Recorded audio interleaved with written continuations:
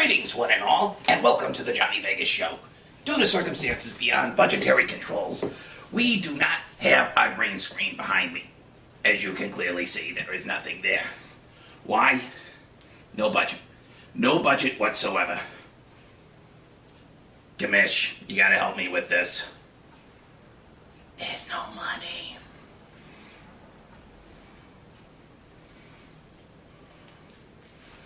So let's get started with this week's picks. Starting off, we got the Extractors going up against the Thunder. Now, in a situation such as this, you gotta look at how things start up. Because this is, after all, the beginning of a new season.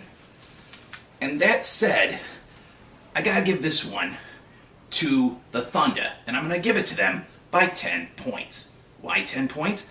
Because the Extractors have a stat that's just, I don't know, what's what I'm looking for. They're slow to start up. It's the truth. They start up like diesel engines. I think I can. But it takes them time to become a force. And the Thunder will roll. Thunder by 10.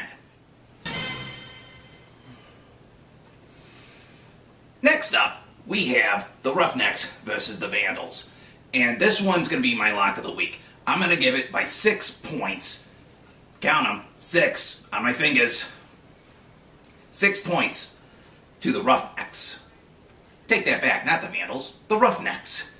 It's a tough one, because I have to give credit where credit is due. The Vandals this year are going to be one of the strongest teams to beat, and it is last year's champion contender. But this week, week 1, no team in the BPFFL has more of an offensive lineup dominance than the Roughnecks. Roughnecks by 6, lock of the week. In the middle of our card, but certainly no mid-carder, would be the Hangmen versus the A-holes. I'm going to give this one to the Hangmen for 2 very simple reasons. The first one is Peyton. The second one is Manning. Seriously, if he can't win this week, we should throw him out of the league. But that said, I'm only going to give this to him by a 3-point difference. Why 3 points? Because that's all the man will give me. No. The 3 points is because these are a-holes you're dealing with. And there's nothing more being an a-hole than spoiling the party. Don't count them out yet, but overcoming Peyton Manning is going to be tough. Hangman by 3. Moving on, we have the Terror taking on the Snakeoctopus. Now these are 2 teams that quite frankly perplex me because they can go in so many different directions. And it's hard for me to make my pick this week. So this week, I'm going to give it to the Snakeoctopus, but only by 1 point. Because in analyzing position and position, and analyzing the brilliance of the owners, I have to say Snakeoctopus has a slight, very slight edge when it comes to a certain tangible I like to call young hotness. He has younger, hotter, more explosive players than the Terror. Terror is more tried and true. Snakeoctopus is hotter and younger. It's kind of like in high school. Sure, you're familiar with that one girl you've been in grade with, but wait, here's the new transfer student. Oh my, she's lovely. Blah. Snakeoctopus by 1.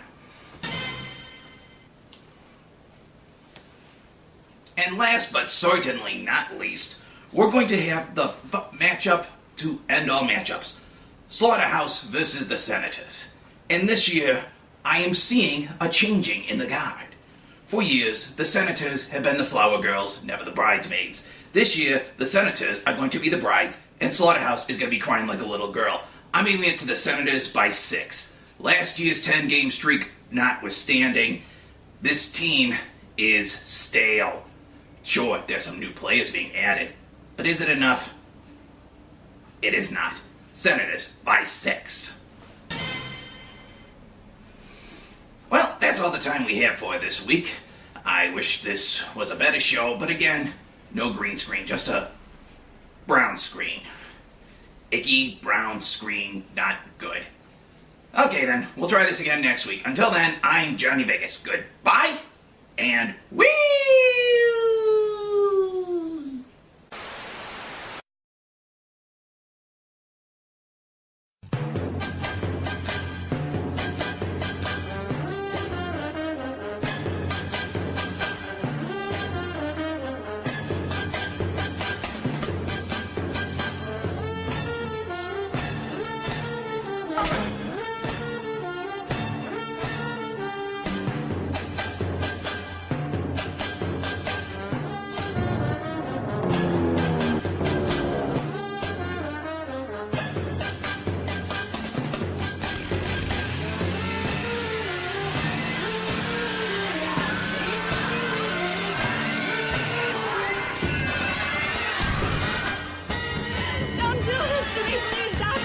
Patient screamed disturbingly, performed removal of vocal cords.